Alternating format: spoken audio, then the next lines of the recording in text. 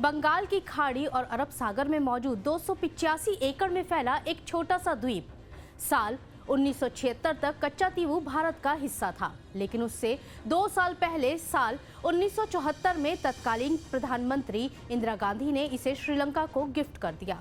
अब आप सोच रहे होंगे कि आज हम अचानक से क्यों कच्चा तीवू की बात कर रहे हैं, तो आपको बता दें कि इसके पीछे एक बड़ी वजह है। अगर आप भी जानना चाहते हैं तो बने रहे मेरे साथ।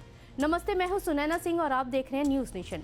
दरअसल कच्चा तीवू की बात इसलिए हो रही है क्योंकि इसके पीछे की वजह है प्रधानमंत्री नरेंद्र मोदी की सोशल साइट एक्स पर की गई पोस्ट, जिसमें उन्होंने लिखा कि आंखें खोलने और चौंका देने वाली खबर। नए तथ्यों से पता चला है कि कांग्रेस ने कैसे संवेदनहीन ढंग से कच्चा तीवू को दे दिया था। इससे हर भारतीय नाराज है और लोगों के दिमाग में ये बात बैठ गई है कि हम कभी कांग्रेस पर भरोसा नहीं कर सकते। देश की एकता, अखंडता और हितों को कमजोर करना कांग्रेस के काम करने का तरीका है। पीएम मोदी की ये पोस्ट एक आरटीआई रिपोर्ट के बाद आई। इस आरटीआई रिपोर्ट में बताया गया कि साल 1974 में इंदिरा गांधी की सरकार ने इस द्वीप को श्रीलंका को गिफ्ट कर दिया था। कच्चा तीवू पर सिर्फ पीएम मोदी ने ही ट्वीट नहीं किया है। पीएम मोदी के ट्वीट के कुछ देर बाद गृह मंत्री अमित शाह ने भी सोशल मीडिया पर कांग्रेस के खिलाफ हमला बोला। गृह मंत्री अमित शाह ने एक्स पर लिखा कि कांग्रेस ने खुद द्वीप को छोड़ दिया और उन्हें इसका कोई पछतावा भी नहीं। कभी कांग्रेस का कोई सांसद देश बांटने की बात करता है तो कभी भारतीय संस्कृति और परंपराओं पर आघात करता है। इससे पता चलता है कि वो भारत की एकता और अखंडता के खिलाफ है। हालांकि ये कोई पहली बार नहीं है जब कच्चा तीवू का मुद्दा उठा हो। पिछले साल संसद में अविश्वास प्रस्ताव के दौरान भी पीएम मोदी ने कच्चा तीवू का जिक्र किया था और इसके लिए कांग्रेस को जिम्मेदार ठहराया गया था। एक टापू किसने किसी दूसरे देश को दे दिया था, कब दिया था, कहां गई थी? क्या ये भारत माता नहीं थी वहां? क्या वो मां भारती का अंग नहीं था? और इसको भी आपने तोड़ा। अब जब देश में लोकसभा चुनाव की सरगर्मियां बढ़ गई हैं, तब एक बार फिर से कच्चा तीवू पर बहस छिड़ गई है।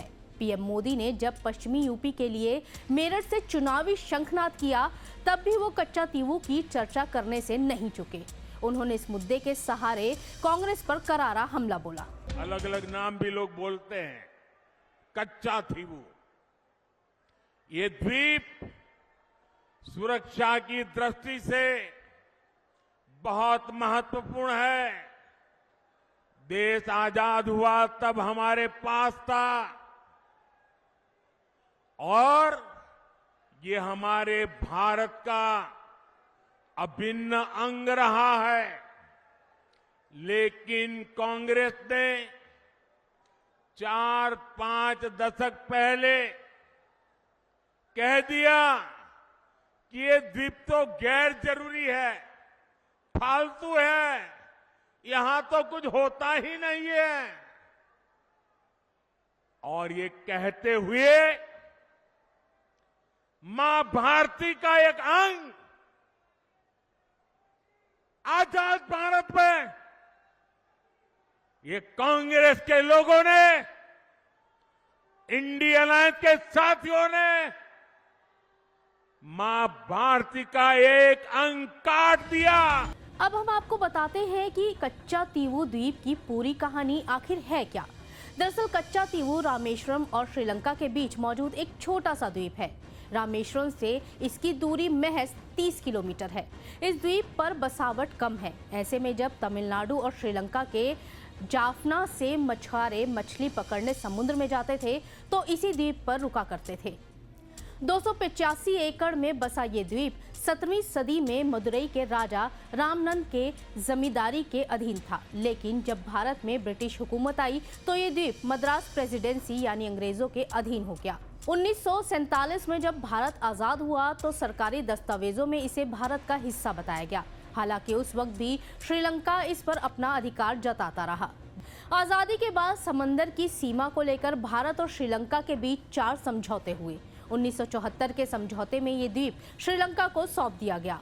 दरअसल साल 1974 में तत्कालीन पीएम इंदिरा गांधी और श्रीलंका की राष्ट्रपति श्रीमावो भंडार नायके ने एक समझौता किया। इस समझौते के तहत कच्चा तीवू द्वीप को श्रीलंका को सौंप दिया गया। शर्त ये थी कि भारतीय मछुआरे जाल सुखाने के लिए इस द्वीप का इस्तेमाल करेंगे। द्वीप पर बने चर्च में भारतीयों को बिना वीजा जाने की इजाजत होगी। हालांकि भारतीय मछुआरे इस द्वीप पर मछली नहीं पकड़ सकते। कच्चा तीवु को श्रीलंका को सौंपे जाने पर तमिलनाडु में जमकर विरोध भी हुआ था। साल 1991 में तमिलनाडु विधानसभा में एक प्रस्ताव पास किया गया था और इस द्वीप को वापस लाने की मांग की गई थी। इसके बाद ये मामला सुप्रीम कोर्ट तक भी पहुंचा था। We are asking the Prime Minister of the country to get it back because of the problems we had faced in between. Tamil Nadu की सरकारें आज भी उस समझौते से इनकार करती रहती हैं और भारत सरकार से उस द्वीप को दोबारा वापस लाने की मांग करती हैं। हालांकि तमिलनाडु की मौजूदा सरकार कांग्रेस का समर्थन कर रही है, जिसकी सरकार में कच्चा तीवु को श्रीलंका के हवाले करने का समझौता हुआ था। इसलिए पीएम मोदी हमलावर हैं और कांग्रेस पर देश के हितों से समझौता करने का आरोप लगा रहे हैं। आपको हमारी ये खबर कैसी लगी, हमें कमेंट सेक्शन में जरूर बताइएगा। और चलते चलते एक जरूरी बात, आपको हमारे चैनल पर एक ज्वाइन बटन दिख रहा होगा, जिस पर क्लिक करके आप हमारी पेड मेंबरशिप ले सकते हैं। ज्यादा जानकारी आपको बटन पर क्लिक करके मिल जाएगी। तो देश और दुनिया की तमाम खबरों को जानने के लिए बने रहें न्यूज़ नेशन के साथ। नमस्ते।